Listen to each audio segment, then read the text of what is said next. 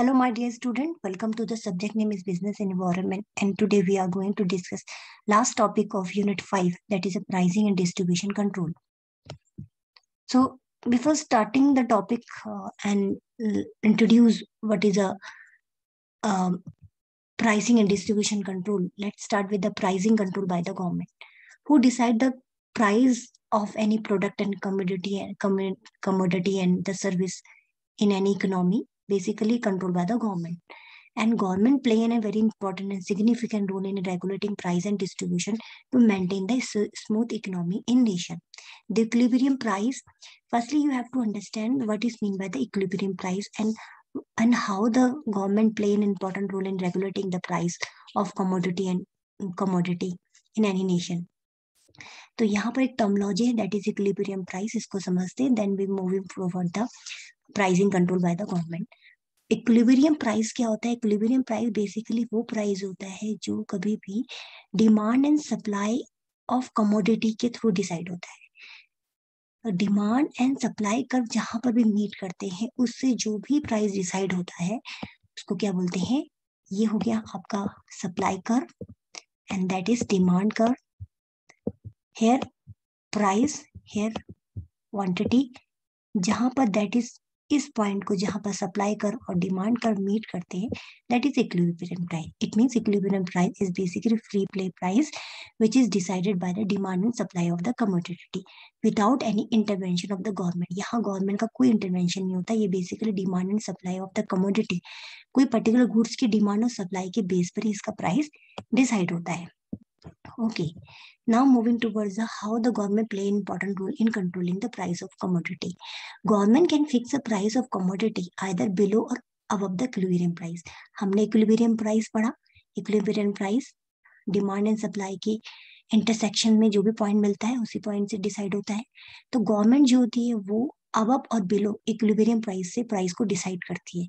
जो government price decide करती है उस प्राइस को बोलते हैं एडमिनिस्ट्रेड प्राइस और द गवर्नमेंट डिटरमाइंड प्राइस. तो एडमिनिस्ट्रेड प्राइस भी बोल सकते हैं, गवर्नमेंट डिटरमाइंड प्राइस भी बोल सकते हैं. तो गवर्नमेंट कब इक्विलिब्रियम से ज्यादा प्राइस रखेगी और कब नीचे रखेगी? Always government consider two factors in the economy, consumer and the farmer. And it has been established that if there is a good production but it has no value when the goods produced are not delivered to the end user or the consumer at the right time, in the right quantity and at the right reasonable price. So in order to protect the interest of the consumer, the government has to set the price of the product which is usually lower than the equilibrium price. तो demand and supply curve से जो भी price नीचे value आएगी उसी value को government set कर देती है for the consumer. And again, the government can also be always concerned for the farmer. And in similar way, when there is a plenteous means maximum और ज्यादा crop of production होती है, then the price of food grain is determined at the lower level. इस time पर food grain का जो price होगा वो कम हो जाता है एंड लेवल लोअर लेवल पे डिटरमाइंड होता है. At this price the farmer are incapable to meet their cost of the production. जब भी प्रोडक्शन क्रॉप का ज्यादा होता है तो इक्विलिब्रियम प्राइस बहुत कम आ जाता है. इक्विलिब्रियम प्राइस जो होता है वो जब कम आ जाएगा तो farmer incapable to meet the cost of the production. अपने कॉस्ट ऑफ प्रोडक्शन को मीट नहीं कर, जितना उसने एक्सपेंडिचर किया है अपने एग्रीकल्चर में उतना भी वो मीट नहीं कर पाता. And therefore the agriculturist means the farmer are seriously affected due to the very low. In such case, the government fix the price of the food grain or the food article or food agriculture product which is higher than the equilibrium price. So in order to protect the farmer, that period of time government fix the higher price for the fix the higher than the equilibrium price for the farmer to support the interest of the producer or the farmer, especially for the grower जो grow करते हैं. तो firstly you have to understand कि administered price क्या होता है हमने पढ़ लिया. गवर्नमेंट जो भी प्राइस डिसाइड करती है उस प्राइस को क्या बोलते हैं? Administered price. किसी भी गुड्स और कमोडिटी का प्राइस गवर्नमेंट डिसाइड करेगी, उस प्राइस को बोलेंगे एडमिनिस्ट्रेड प्राइस. और जो भी गुड्स का प्राइस डिमांड और सप्लाई के पर डिपेंड करेगा उसको बोलते हैं इक्विलिब्रियम प्राइस. एडमिनिस्ट्रेड प्राइस जो गवर्नमेंट डिसाइडेड प्राइस होता है that basically are of 4 type: control price, support price, token price and dual price. तो गवर्नमेंट 3-4 तरह के प्राइसेस के थ्रू इकोनॉमी में कमोडिटी की प्राइस को कंट्रोल करती है. The first price, that is a control price. So its meaning itself says a lot about control price. It means control the price. In order to protect the interest of the government, interest of the consumer, the government fix the maximum price of the commodity. Government consumer के interest के लिए maximum price fix कर देती है. The maximum price is generally lower than the equilibrium price. Maximum price जो होता है वो हमेशा lower than होता है equilibrium price. And this is called as control price or the ceiling price. For example, let's suppose onion is basically is of 80 rupees. That is the equilibrium price. जो onion का price है वो demand and supply के through 80 rupees निकला for suppose. तो demand equilibrium क्या price क्या निकला? Equilibrium means demand and supply के मिड सेट इंटरसेक्शन से जो पॉइंट निकला, that is E price. Then government see की यहाँ पर 80 रुपीज बहुत मैक्सिमम हो गया किसी कंज्यूमर के लिए. देन गवर्नमेंट क्या करेगी, इस प्राइस से नीचे प्राइस रखेगी. मीन इक्विलिब्रियम प्राइस से कम होना चाहिए. 80 रुपीज से वैल्यू हमेशा कम होनी चाहिए, दैट इज 70 रुपीज. तो 70 हो सकता है, 60 हो सकता है, 50 होता है, what ever the amount, but it should be lower than the equilibrium price. तो 70% फॉर सपोज रखती है. And this amount is basically decided by the government. For suppose 70 rupees. 70 rupees is basically a price which is decided by the government, and that price is known as price ceiling, or you can say control price, which is lower than the equilibrium, or it is a maximum limit set by the government for the particular commodity. इस rupees से ज्यादा 70 रुपए से आप ज्यादा प्याज को नहीं बेचेंगे. तो इस अमाउंट को जब गवर्नमेंट सेट कर लेते तो उसका प्राइस ज्यादा नहीं हो पाता है, क्योंकि गवर्नमेंट ने इस प्राइस को डिसाइड कर लिया for the interest of the consumer. This price is basically fixed by the government because of the people can't poor people जो होते हैं can't afford to buy the commodity at the equilibrium price, क्योंकि equilibrium price बहुत ज्यादा high होता है. ये situation तब अराइज होती है बेसिकली जब कमोडिटी का जो प्रोडक्शन होता है, किसी भी कमोडिटी का प्रोडक्शन जब कम होता है उसकी डिमांड से, as the price of commodity fixed by the government is less than the equilibrium price. तो गवर्नमेंट जो हमेशा क्या करती है, इक्विलिब्रियम प्राइस से हमेशा प्राइस कम रखती है. And it may be created excess demand of the commodity, which means the buyer are willing to buy more than the seller are willing to sell. तो यहाँ पर इसलिए होता है ताकि बायर ज्यादा से ज्यादा सेलिंग उस परचेज कमोडिटी को परचेज कर सके. In India, the government has control price or ceiling price commodity, which is considered essential for. India में मैक्सिमम गवर्नमेंट जो होती है वो सीलिंग प्राइस और कंट्रोल प्राइस उसी कमोडिटी के लिए रखती है जो बहुत ही ज्यादा एसेंशियल होता है. मीन्स जनरल पब्लिक के लिए बहुत ही इंपॉर्टेंट होता है, उसी प्राइस को वो सीलिंग प्राइस या कंट्रोल प्राइस में रखती है. अदरवाइज गवर्नमेंट इंटरफेरेंस नहीं करती है. तो for example some goods like आपको एसेंशियल आइटम क्या होते हैं जैसे rice, wheat, sugar, kerosene have a control price. इसका ही कंट्रोल प्राइस होता है. मीन इसी का एक लिमिट डिसाइड कर सकती है government. And due to excess demand for the commodity at ceiling price shortage of commodity. क्योंकि क्या होगा जब गवर्नमेंट इस प्राइस को कम कर देगी तो मैक्सिमम डिमांड लोगों की बढ़ जाएगी, और इस वजह से क्या होता है, सबसे most important thing is here, यहाँ पर गवर्नमेंट जो होता है वो एक्सेस डिमांड की तो गवर्नमेंट होता है रिसोर्ट टू रैशनिंग.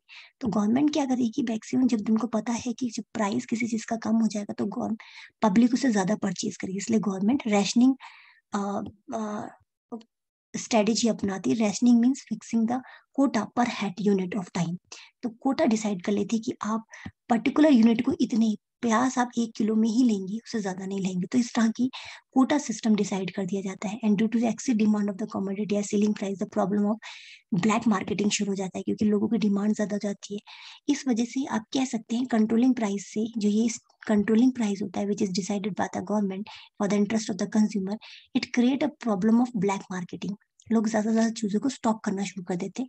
स्टॉक में संभालना शुरू कर देते हैं और उसको ज्यादा अमाउंट में, ज्यादा प्राइस में उसको बेचना शुरू कर देते हैं.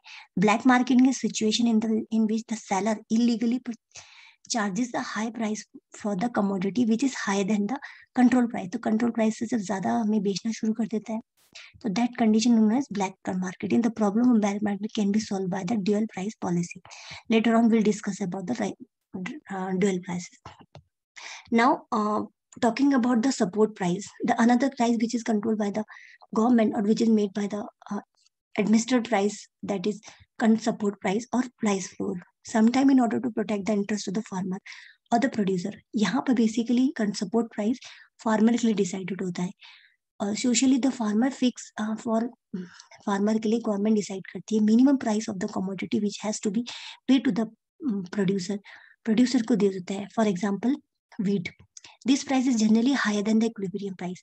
सपोज जो फार्मर है, फार्मर डिमांड एंड सप्लाई से किसी पर्टिकुलर, सपोज वीट का प्राइस 1000 रुपीज है, due to the demand and supply कर से इक्विलिब्रियम जो पॉइंट हुआ वो 1000 रुपीज डिसाइड हुआ, but 1000 rupees is not enough for the farmer. So government in that condition, government decided that equilibrium point से ज्यादा पैसा फार्मर को मिलना चाहिए। तो यहाँ आपको ध्यान रखना, support price is basically amount that should be above than the equilibrium price. तो इक्विलिब्रियम प्राइस जो हुआ वो price floor, that amount which is a support price, इसको सपोर्ट प्राइस कहते हैं। ये सपोर्ट प्राइस गवर्नमेंट डिसाइड करती है फार्मर के लिए, और ये बेसिकली इक्विलिब्रियम पॉइंट से ज्यादा होता है। इससे क्या होता है, it may create a situation of excess supply of the commodity. इससे क्या होगा, कमोडिटी की सप्लाई इंक्रीज होगी, it mean the seller are willing to sell more and more but the buyer willing to buy. और यहाँ पर जब इसकी हल्का सा इसका अमाउंट बढ़ जाएगा तो फार्मर को क्या होगा, फार्मर को ज्यादा अमाउंट मिलेगा उसकी पर्टिकुलर कमोडिटी के लिए, और सपोज वीट के लिए तो उसे 2000 रुपीज मिलेगा instead of 1000 rupees, because government had decided the support price for the farmer which is above than the equilibrium price. So we can say that uh, here you can see that system of support price is usually followed in the case of the agriculture product में ही support price use होता है, और minimum support price is a agriculture product price होता है which is set by the government of India to purchase directly from the farmer. तो minimum support price ऐसा price है जो गवर्नमेंट एक सेट करती है, जो इसको एमएसपी भी बोलते हैं, जो कि गवर्नमेंट डायरेक्टली जब फार्मर से लेती है तो हमेशा एमएसपी रेट पे ही लेती है। तो this now the another administered price or the government decided price, that is a token price. You can say that some goods and service which is considered necessary for the existence of life like medicine, health और education service के लिए government कुछ concession provide करती है, और you can say token price provide करती है। तो यहाँ पर मिनिमम अमाउंट इस पर्टिकुलर कमोडिटी का मिलता है, that amount is basically token price. ये basically free kind of price होता है जो कि गवर्नमेंट जनरल पब्लिक को देना चाहती है, बिकॉज दैट पर्टिकुलर गुड्स और services is basically essential for the general public, और ये एसेंशियल सर्विस में ही टोकन प्राइस यूज होता है। Now moving toward the last administered price or the price which is set by the government, that is a dual price. As you explained that हमने पहले उसमें पढ़ा था that कंट्रोल प्राइस होता है, control price which is decided by the government, but control price में सबसे drawback होता है, ब्लैक मार्केटिंग शुरू हो जाती है, क्योंकि गवर्नमेंट जब मिनिमम प्राइस कर देती है किसी कमोडिटी का lower than the equilibrium price, तो लोग स्टॉकिंग शुरू कर देते हैं, स्टॉक करना शुरू कर देते हैं सामान को, और महंगी प्राइस में उस चीज को बेचना शुरू कर देते हैं, that is a black marketing. Black marketing kind of situation can be avoided by the dual price which is set bye the government. इसमें क्या होता है, बेसिकली गवर्नमेंट क्या करती है, basically fair shop price, fair shop में जहाँ पर जो राशनिंग शॉप होती है, राशन की शॉप होती है, वहीं पर कंट्रोल प्राइस यूज करती है, कंट्रोल प्राइस पे ही प्रोडक्ट बेचते हैं, और बाकी जितनी भी शॉप्स होती है वहां पर डिमांड एंड सप्लाई के बेस पे जो प्राइस डिसाइड होता है उसको सेल आउट किया जाता है।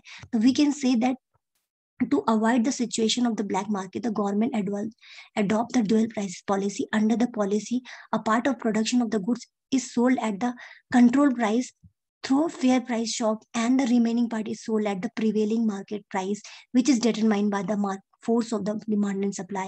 And at this market price, and any quantity of the commodity can be bought. And for example, you can say that government sell wheat, rice, and sugar to the BPL और the below property line. तो यहाँ पर क्या होता है, जो control price होता है और फेयर फेयर शॉप में ही मिल जाता है बीपीएल लोगों को, जो गरीब लोग होते हैं, पुअर लोग होते हैं, और जिनके पास कार्ड होता है बीपीएल का। और इससे क्या होता है, जो मैक्सिमम मिनिमम प्राइस जो होता है वो लोगों को मिल जाता है, और जो अदर जगह में, अदर प्लेसेस में, other than the ration shop और other than the fair shop, यहाँ पर जो प्रोड्यूसर होते हैं उनको they allowed to sell their product at the equilibrium price. तो प्रोड्यूसर को ज्यादा से ज्यादा प्राइस में बेचने का मौका मिल जाता है अदर शॉप में, बट सिर्फ राशन की शॉप में और बीपीएल के लोगों को कंट्रोल प्राइस पे ही वो कमोडिटी बेचनी होती है। Now moving toward the distribution, the government has also decided a distribution of the particular commodity through the public distribution system. The poor people cannot afford to buy even the essential commodity at their market price. So in order to help those people, one of the method adopted in India is a public distribution system होता है, under which essential commodity like जैसे कि आपने सुना होगा आपको ration की shop होती है जिसमें कि आपको इजीली सामान मिल जाता है, तो ration shop is one of the best example of the public distribution system he ration shop है। और इसमें मैक्सिमम कमोडिटी जो होती है, बेसिक एसेंशियल आइटम्स होते हैं जो आपको इजीली मिनिमम प्राइस में आपको मिल जाते हैं। यहाँ पर government basically the essential element of the public distribution system या राशन की शॉप में अच्छी बात, सबसे इम्पोर्टेंट बात ये यहाँ पर सब्सिडी मिलता है।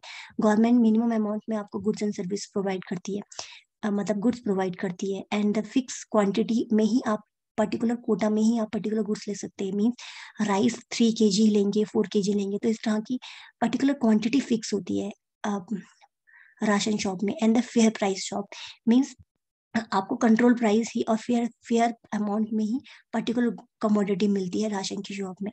तो this is the one of the feature of the public distribution system. So this is all for today now. Thank you my dear student.